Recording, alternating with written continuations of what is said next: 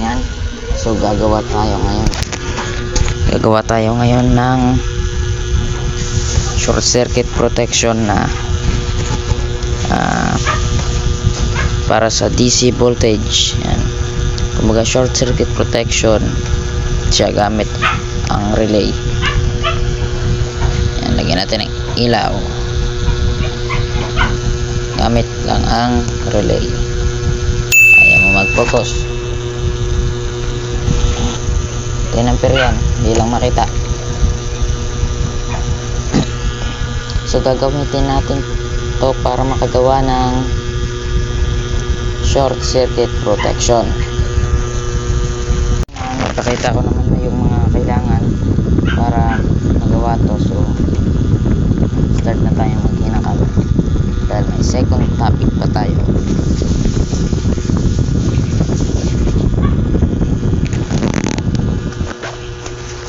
Hanap ng tipak lang, tanggal pa yung foam ng mic ko.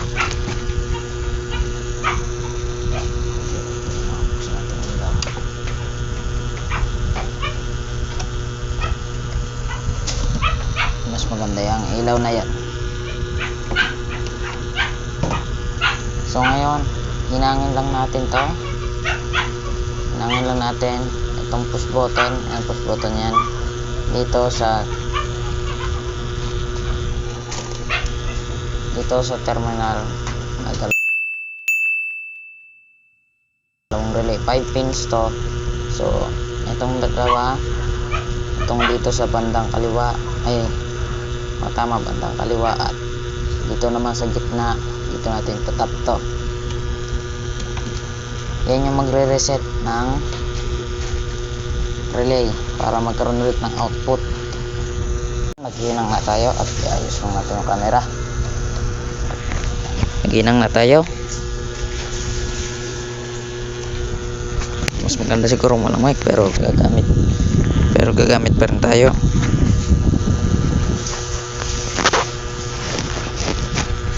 So yan, at maingay yata ang electric fan.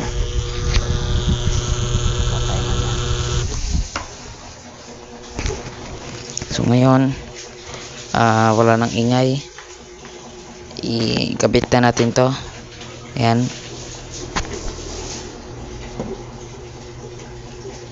So yan, nahinang na. Ayan, ay malabo man. Ayan, nahinang na siya dito. Ayan, mahinang na. So ang next naman na gawin natin, lagyan natin ng jumper. Lagyan natin ng jumper dyan,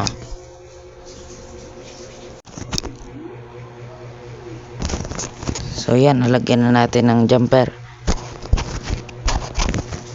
At yan, ngayon lalagyan natin ng LED tong isang paa. Tipak lang talaga naman. Ito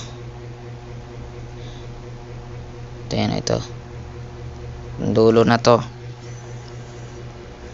Pero bago ko lagyan yan, lagyan muna natin ng resistor. Dapat maging mukhang ganyan siya. Ganyan yung tamang wirings. Tapos maglagay tayo ng green naman. Ito sira na to, siyempre yung bago. So kung matandaan nyo kanina, itong bend, sabi yung paturo natin, itong bend yung positive natin, kasi dyan natin kinoconnect dito yung positive. So ito yung positive, ito yung negative. So malamang pag isinisiris kasi natin yon. So pagka mag-connect tayo ng green, itong green na LED, negative naman yung katatap natin dito, positive naman dito, or basta pakita ko sa inyo kung tama yung wirings ko mamaya. So yan, buo na yung circuit. So itong isang pin ng green, positive din yan. So bali positive ng red, magkadugtong lang yung positive ng green. Tapos yung negative nila nasa pagkabilang dulo. Negative, negative, positive tong dalawa.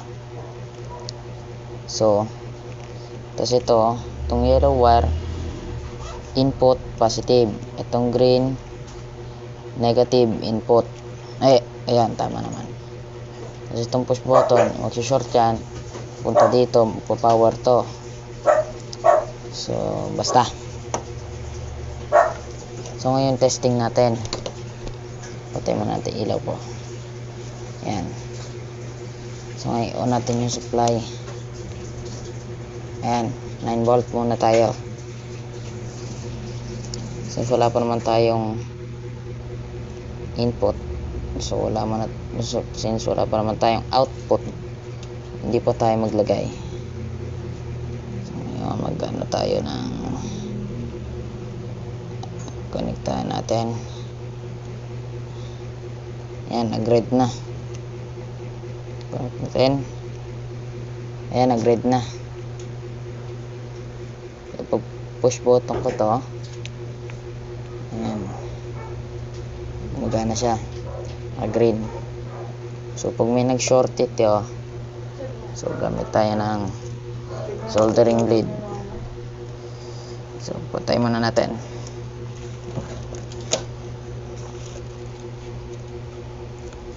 Gamit tayo ng soldering lead.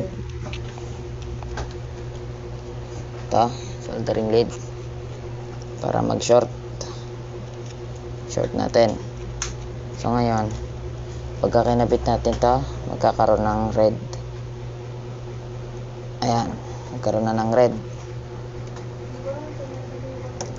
So kahit anong gagawin nyo dyan, huwag nyo lang isi-short ito dito ha.